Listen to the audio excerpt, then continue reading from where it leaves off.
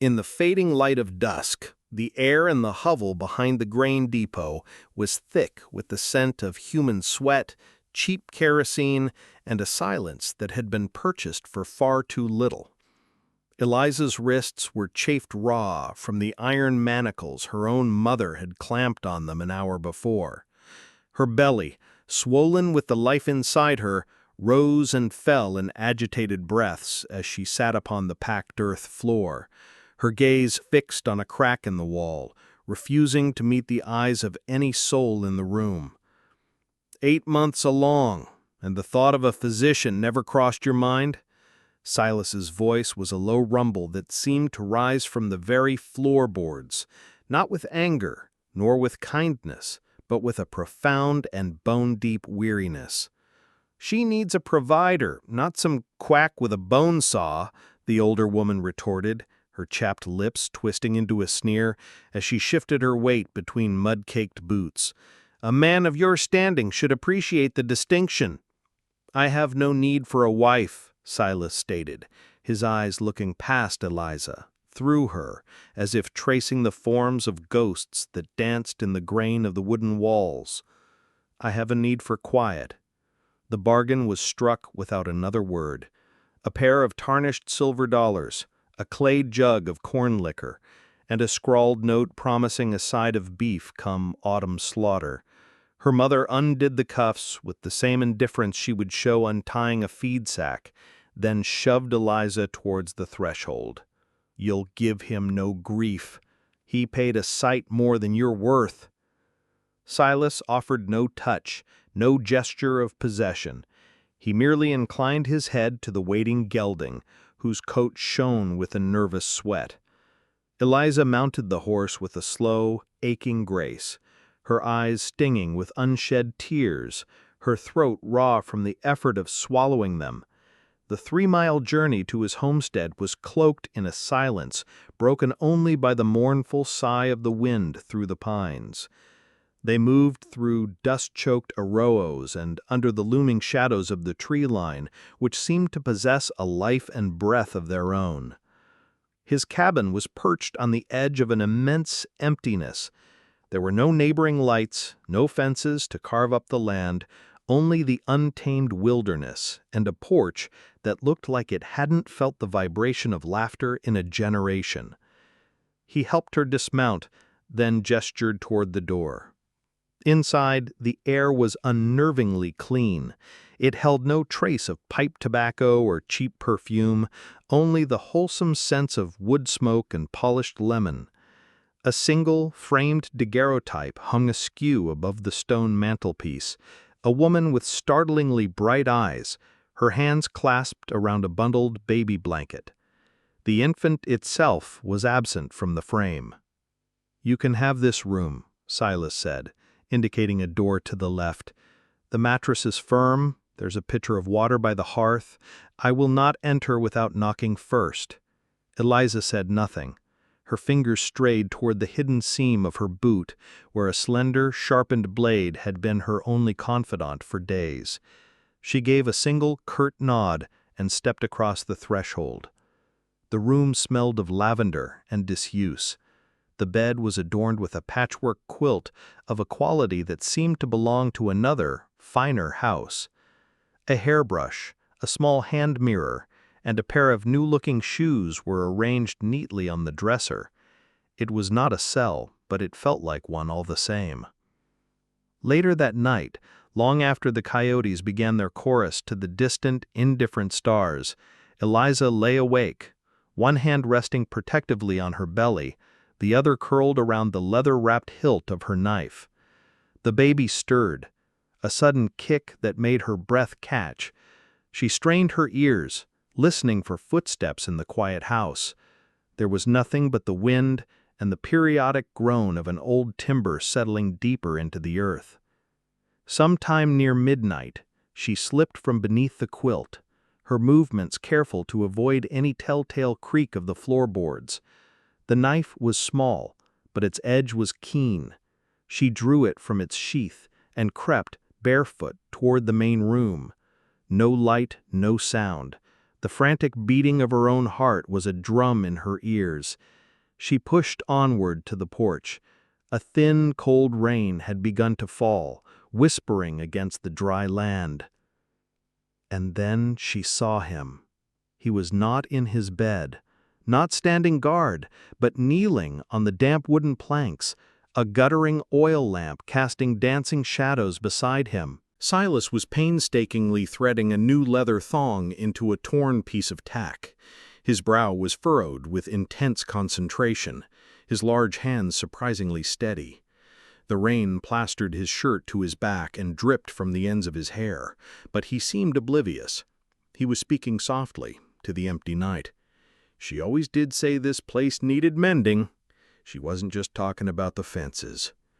Eliza stood frozen, the knife hanging limply from her hand, its purpose forgotten. He finally looked up, his gaze finding her in the darkness. His only words were, "Couldn't sleep." She shook her head, unable to form a response. He gave a single nod of understanding and returned his attention to the saddle, his needle continuing its silent, rhythmic stitching through the quiet of the night. Back in her room, Eliza slid the knife under her pillow. It was not an act of trust, not yet. It was a concession to something more intricate, a feeling that ached a little less than pure fear. In the morning she found a slab of fresh bread and a jar of wild blackberry preserves on the kitchen table.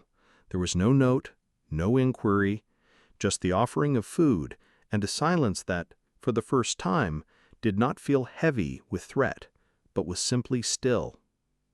The morning sun streamed through the delicate lace curtains of the room Silas had assigned her, painting soft golden patterns across the intricate stitching of the quilt. Eliza sat up, the scent of dried lavender and old cedar mingling in the air, a faint, ghostly perfume of rose petals and the passage of time. It was clear the room had been left untouched for years. A small embroidery hoop with an unfinished design rested on the windowsill, a strand of silk thread trailing from it like a forgotten thought. Beside it lay a book of Psalms, its cover worn smooth by countless hands. On the wall opposite the bed, a portrait hung slightly askew. It depicted a woman no older than Eliza herself, with dark hair coiled neatly at her nape and a quiet, waiting expression in her eyes, neither happy nor sad, merely expectant. Silas never crossed the room's threshold. Each morning she would find warm cornbread left on a plate outside her door, and the kettle would already be whistling softly on the stove. Some days she would discover a neatly stacked pile of firewood by the hearth, or a clean dress, its seams expertly mended, folded at the foot of her bed. He rarely spoke, offering only a brief nod as they passed in the narrow hallway.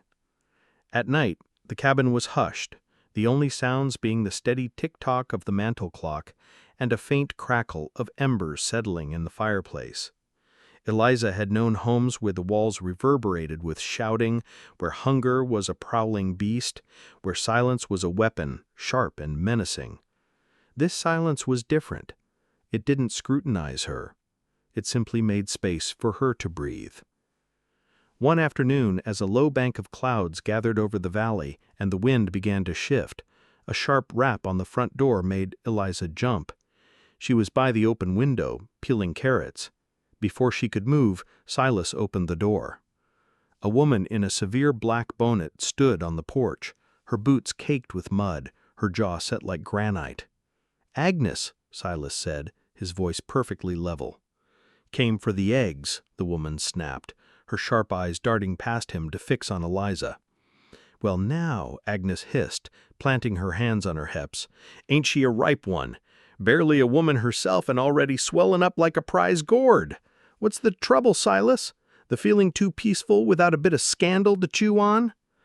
Silas stood his ground.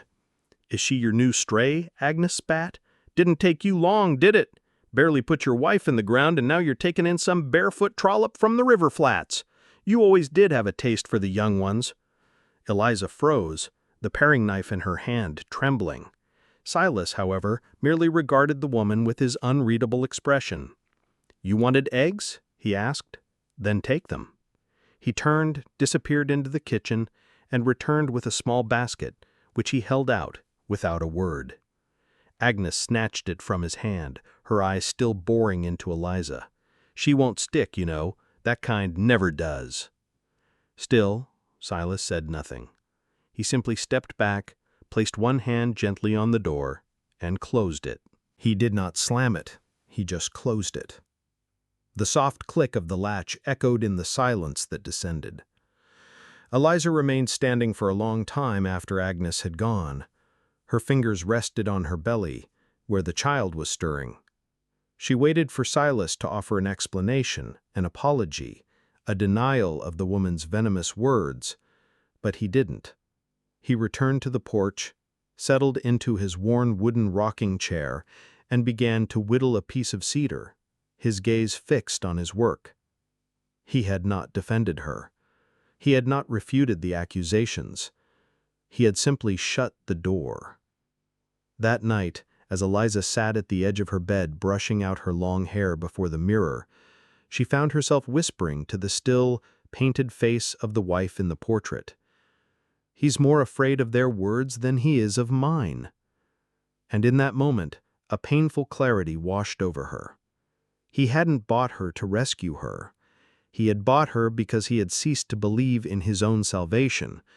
He had chosen her because ghosts were easier company than living people, and because silence could never point a finger and accuse him of anything. But she was not a ghost. She was alive, and her child would be too. The wind howled like a cornered animal that night, rattling the shutters and seeping through the floorboards like icy, probing fingers. Eliza lay in bed, her eyes wide open, every muscle coiled with tension. Each groan of the old house stoked the embers of her anxiety. She had counted the days, nearly a fortnight since her mother had sold her like a head of cattle. Silas hadn't laid a hand on her, had barely spoken more than a dozen words, but the silence was no longer a refuge. It felt like the taut stillness of a rope just before it's pulled tight. She rose without lighting the lamp, dressing in the dark in a long woolen coat Silas had left hanging on a peg. The blade in her boot was a cold, hard pressure against her ankle, a grim promise that freedom was a currency paid in risk. She pulled on thick stockings, wrapped her shawl tight around her shoulders, and slipped out the back door. The cold was a physical blow. A light, fast-moving snow had begun to fall, dusting the cracked flagstone path in white. She pushed forward into the wind, her teeth clenched against its biting edge, her boots making soft, crunching sounds. She had no destination, only a direction, away. Away from the cabin and its silent, haunted man, away from the poisonous whispers, away from the ghost of a woman who resided in every thread of the bedsheets. A sudden, sharp twist of pain in her lower back stopped her cold. She gasped, her hand flying out to grip the porch railing. Another spasm, lower and more intense, followed. She doubled over, the stinging snow soaking the knees of her dress as she collapsed. Her breath came in ragged, foggy bursts in the frigid air. "No," she whispered, her palm pressed against the taut curve of her belly. "Not now. Please, not now." A sound. Footsteps, heavy and urgent. Then Silas's voice, rough with alarm. "Eliza." She didn't answer. She couldn't. The pain crested in a tidal wave. Then his hands were under her, lifting her as if she were weightless. Her body pressed against the damp wool of his coat. He carried her back into the house without a word, moving directly past the fire and into the warmth of the room with the patchwork quilt.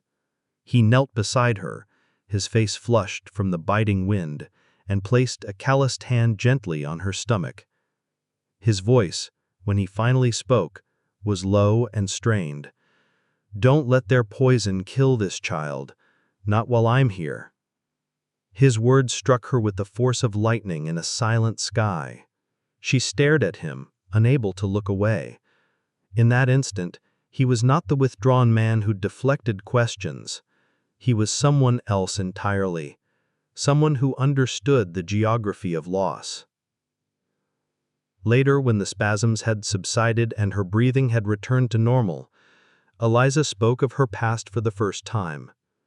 "She wanted me to serve the miners," she said, her eyes fixed on the firelight dancing in the hearth. "To pour their whiskey and sit on their laps and smile as if my soul was screaming. They paid extra if the girl was pretty." She paused, her fingers twisting in the fabric of the quilt. "I said no once. Just the once. She locked me in the goat pen for 2 nights. After that, I learned not to say no." Silas remained silent, his shoulders rigid as he stared into the flames. "I ran away," Eliza continued. "Got a job washing linens at a boarding house in Bitter Creek. That's where I met him, the father. He was gentle, until he wasn't." She finally looked at Silas. "I don't even know if he knows about the baby. I don't know if I want him to." Silas nodded once, a slow, deliberate movement. Then he rose, placed a fresh log on the fire, and left her to the quiet. But sleep offered no escape. Eliza drifted in a twilight of fractured dreams, her mother's shrill voice, the sour smell of whiskey, the oppressive weight of a man's breath on her neck. Sometime after midnight, she awoke with a jolt. There was a sound, faint, ragged, and heart-wrenching. Crying. She sat up, her own breath catching. The baby? No, the sound was coming from outside her room. She rose from the bed and followed it, stopping at the end of the hall. Through the open doorway of the main room, she saw Silas. He was seated by the front window, the moonlight tracing silver contours on his face. In his lap lay a tiny hand-stitched dress, the color of a pale pink rose. He was holding it as one might hold a fragile memory, terrified of it shattering. "She made it after the 3rd one," Silas said softly, without turning. "Still believed the next time would be different." Eliza moved closer, her voice barely a whisper. "The 3rd... what?" "The 3rd loss," he said, his voice thick with unshed grief. "She lost 7. I buried every one of them myself up on the ridge. Boys, girls, we never gave them names. I traced the delicate hem of the dress with one rough finger. I buried her after the 7th. Couldn't bear to look at this anymore." Eliza stood in the charged silence, the air heavy with a sorrow that stretched back through years of unspoken pain, and in that moment she understood. He hadn't shut the world out because he was cruel. He had shut it out because the world had systematically taken away everything he had ever dared to love.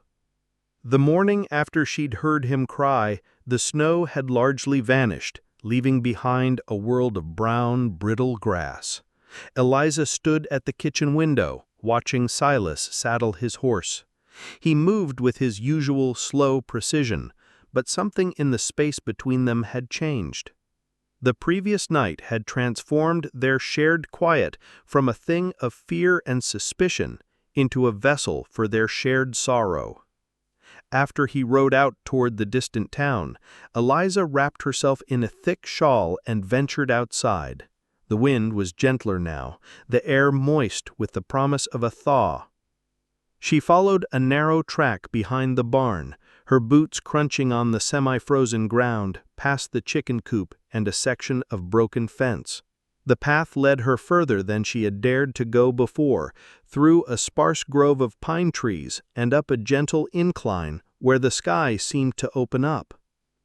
At the crest of the ridge, she saw them, 7 small markers, weathered and tilting, arranged in a somber line like forgotten prayers. There were no names, only numbers crudely carved into the wood with a knife. Eliza felt the air leave her lungs. She knelt before the last marker, the 7th. The soil here was darker, less settled than the rest, the grass struggling for a foothold. A single wildflower, its stem bent by the cold, leaned against the wooden cross as if in mourning. She reached out, her fingers trembling, and laid her palm flat against the wood. It felt warm, impossibly so. And then the tears came, not from fear or shame or loneliness, but from the crushing weight of it all. The silence she had mistaken for menace, the grief she had mistaken for cruelty. Silas was not the monster the village whispered of in the shadows. He was a man who had buried 7 pieces of his own heart. She wept for them, for him, and for herself. She didn't hear his approach, but when she turned, he was there, standing at the edge of the grove, his hat held in his hands, his expression unreadable. He didn't speak or move, just watched her the way one might watch a fire, aware of its power to either warm or consume. "I thought you'd killed her," Eliza whispered, her voice thick with emotion. "I thought the things they said—" "I know what they say," Silas replied, his voice soft. "I let them." "Why?" "Because arguing takes more breath than silence." His gaze drifted from the markers back to her face. "Each one of these took a little more from her, from me. By the 7th, there was nothing left to give." Eliza rose slowly, her hand brushing against the rough edge of the wooden cross. "He tried to plant roses here," he said. "They never took. The soil's too thin. The wind carries the blossoms away." "Maybe this spring," Eliza said, her voice quiet but firm. "We could try again." For the first time she saw a flicker of something in his face that was almost disbelief. Then he gave a single, deliberate nod, the way a man does when he hears a truth he didn't realize he desperately needed to hear. They stood there for a while longer, under a sky that promised more cold before any real warmth would come. The ridge felt like a sacred place, not in the way of a church, but in the way of pain that has been witnessed and honored. Then, without another word, they walked back down the hill together, their steps slow, even, and side by side. The days grew longer, and the snow began to retreat, pulling its icy shroud from the land. Stubborn green shoots poked through the thawing earth.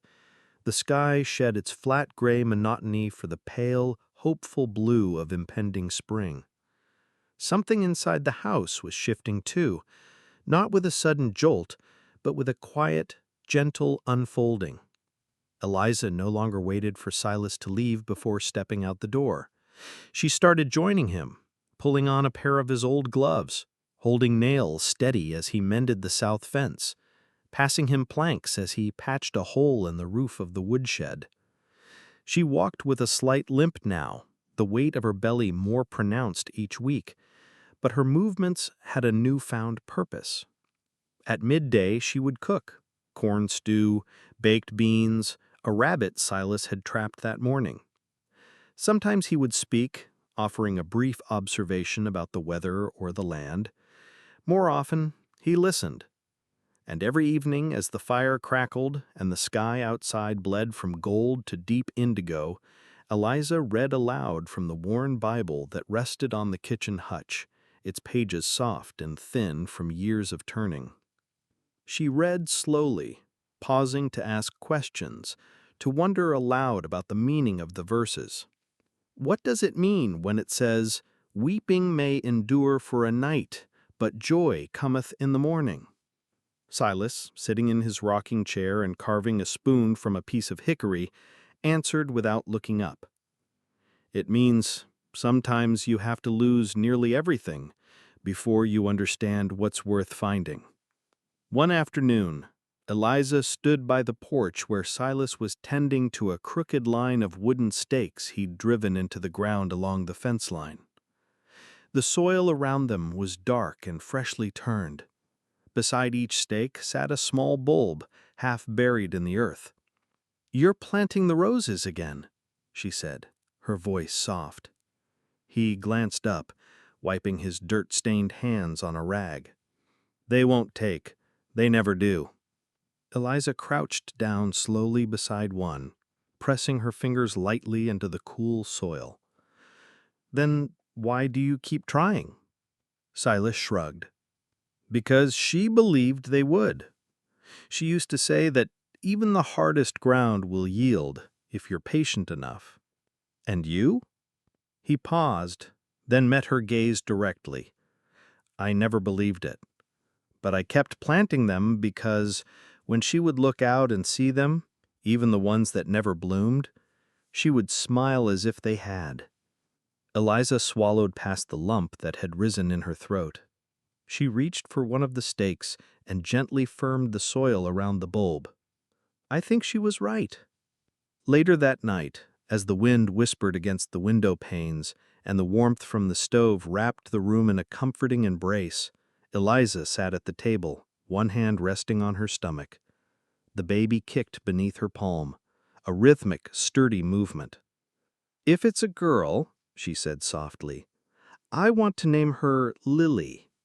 Silas looked up from his whittling, his eyes meeting hers, quiet and steady. She'll be stubborn, she added with a small smile.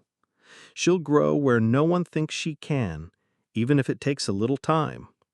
Silas set his carving aside and nodded, not with a quick dismissive gesture, but with a slow, considered gravity. That's a good name, and a better hope.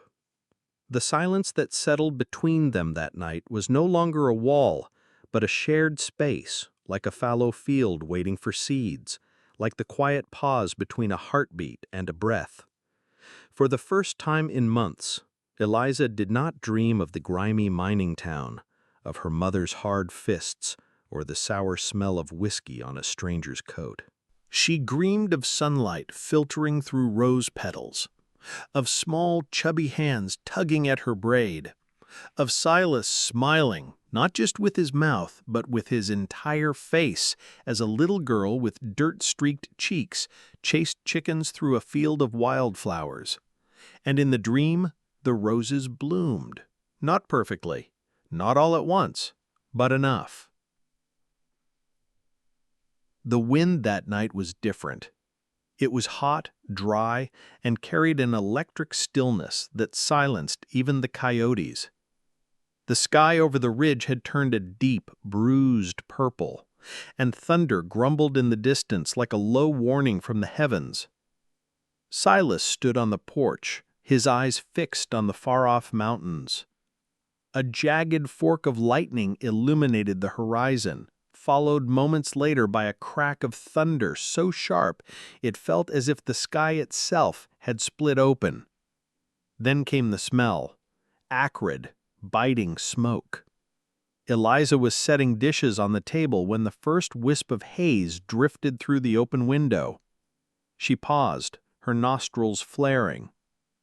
The baby shifted restlessly inside her, as if it too sensed the impending danger.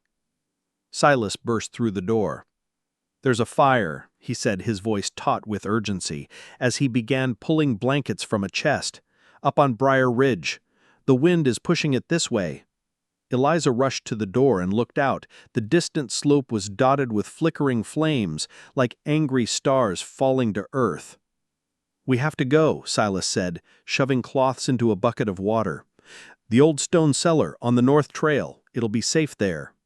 Eliza nodded, her heart hammering against her ribs, but as she turned to grab her coat, a searing pain shot through her lower back, forcing her to double over with a gasp. Silas, she choked out, her knuckles white as she gripped the edge of the table. He was at her side in an instant, his eyes wide with alarm. It's time, she whispered, panic rising in her throat. Another contraction seized her, harder this time, stealing her breath. The smoke was thickening, pouring into the cabin. The fire was moving fast. Silas didn't hesitate. He soaked 2 blankets in the bucket, wrapped one around her shoulders, and draped the other over his own head and back. Then, with a strength he didn't know he possessed, he lifted her into his arms, cradling her belly against his chest. Hold on, he commanded, and kicked the door open. The world outside was an inferno of orange and black. Ash rained down like a hellish snow, and the wind shrieked across the fields, carrying glowing embers with it. The trail to the cellar twisted through a narrow ravine thick with dry brush, and the flames were consuming it with a terrifying hunger. But Silas knew the path by heart. He moved with a desperate speed, his breath coming in ragged bursts, his boots pounding against the parched earth. Eliza cried out as another contraction ripped through her. "I can't," she gasped. "I can't do this." "Yes, you can," he grunted through clenched teeth. "Just breathe. Hold on to me." The fire was roaring behind them now, close enough that she could feel its heat on her back. Trees exploded into torches along the ridge. Smoke poured down the trail like a black river. Eliza buried her face in his chest, trying to block out the heat, the fear, the escalating pain. Every one of his steps was a jolt, every breath was a taste of cinders. Then, just as her vision began to blur at the edges, they reached it. The old stone cellar built deep into the hillside, part root cellar, part forgotten history. It had been a birthing place once, long ago, in a time when hope had still lived within its walls. Silas kicked the heavy wooden door open, carried her inside, and gently set her down on a bed of old straw. The stone walls were cool, thick, and blessedly untouched by the fire. He worked quickly, arranging the blankets beneath her, fetching water from a barrel in the corner, and lighting a small oil lamp. Outside, the fire raged, but the stone muffled its roar to a distant, rolling thunder. Eliza screamed as another wave of pain crested. Her body buckled. She clutched Silas's hand, her nails digging into his flesh. "I'm scared," she sobbed. "So am I," he said, kneeling beside her, his face grim. "But you are not alone." Hours passed, or perhaps it was only minutes. Time dissolved into a relentless cycle of pain. He wiped her brow with a cool, damp cloth, whispered words of encouragement, and held her hand through every groan and cry. He had witnessed death arrive through the gates of childbirth 7 times before, but this time he fought it. He fought for her. Finally, after a long, agonizing push, there was a moment of silence. Then a final sharp cry from Eliza, raw and undeniable. And then, cutting through the sound of the wind and the crackling inferno outside, came another cry, high-pitched, furious, and vibrantly alive. A baby's wail filled the stone cellar. Eliza gasped, her body trembling with exhaustion and relief. Tears streamed down her face. Silas carefully wrapped the small, red, squirming bundle in a piece of clean cloth and placed it in her arms. "A girl," he whispered, his voice thick. Eliza laughed and cried at the same time, pulling the child close.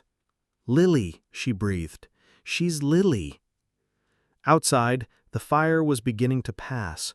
Inside, life had just begun. The first pale light of dawn filtered through the cracks in the cellar walls, soft and golden, carrying the scent of scorched earth and new beginnings. The fire had moved on, its fury spent, leaving only distant smoke trails coiling on the horizon. But its ghost lingered in the air, a charnel scent that clung to skin and hair. Inside the cellar, however, something indomitable had taken root. The baby's cry rang out again, fierce, demanding, a declaration of breath and purpose. It was not the whimper of a fragile thing, but the roar of a survivor. The sound echoed off the stone walls like a hymn, a sound unheard in that place for a decade, and it shattered the weight of all that silence in a single clarion moment. Silas knelt beside Eliza, his hands stained with soot and blood, his broad shoulders shaking not with fear, but with the violent, gut-wrenching force of relief. His chest heaved with uneven gasps, as if he too had just been born alongside the child. He looked down at Eliza, who cradled the newborn to her breast with trembling arms, her face pale with exhaustion, but illuminated with a profound wonder. There was dirt on her cheeks and sweat on her brow, but her eyes were blazing. The infant, still slick with the miracle of her arrival, squirmed and rooted blindly, searching for warmth, for sustenance, for the sound of a voice she knew. Her tiny fingers curled and uncurled in the air like petals opening to the sun. Eliza looked up at Silas, the tears still wet on her face. "She's so strong," she whispered, her voice catching. "She's loud," Silas answered hoarsely, the ghost of a smile touching his lips. For a fleeting second, the lines of grief on his face softened, making him look almost young again, like the man he might have been before sorrow had carved its name into his soul. He reached out a hand that was not quite steady, moving with the slow reverence of a man approaching something holy. With one trembling fingertip, he gently brushed the baby's cheek. Her skin was impossibly soft.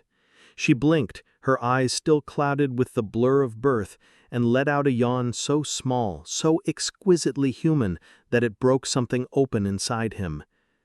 "Lily," he murmured. Eliza cradled the infant tighter, pressing her lips to the child's damp hair. "You said her name."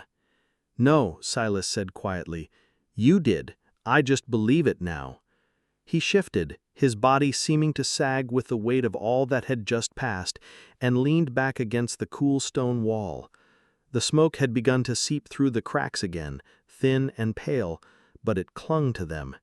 Silas's soot-streaked face turned a shade of gray. His lips were chapped, his eyes suddenly dull. Eliza's smile faltered. "Silas?" She didn't answer. "Silas?" she said again, her voice sharper, a thread of fear tightening in her chest. The baby whimpered against her, sensing the shift in the air. Still nothing. She reached for him, her fingers closing around his forearm. It was limp. He slumped sideways, collapsing to the floor like a puppet whose strings had been cut. "No, no, Silas!" she cried, shifting Lily into the crook of one arm and dragging herself toward him. Her knees scraped against the rough stone, her heart pounding a deafening rhythm. "Look at me. You stay with me. Do you hear?" He was motionless. She pressed her ear to his chest, holding her breath until her lungs burned. There, a sound, shallow and faint, but there. "Please," she whispered, pressing her forehead to his shoulder. "Please don't leave. Not now that she's here." She shook him, once, twice. Nothing.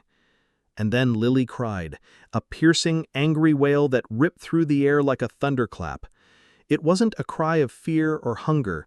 It was a demand, an insistence, a call to the living. Silas gasped. His chest rose sharply, then fell. Another breath followed, ragged, rasping, but a breath nonetheless. His eyelids fluttered open, his gaze unfocused at first, then finding Eliza's face. "She's got a fire in her," he croaked. Eliza laughed, the sound breaking into a sob. "So do you." He smiled faintly, his eyes drifting closed again. "Guess I'll need it."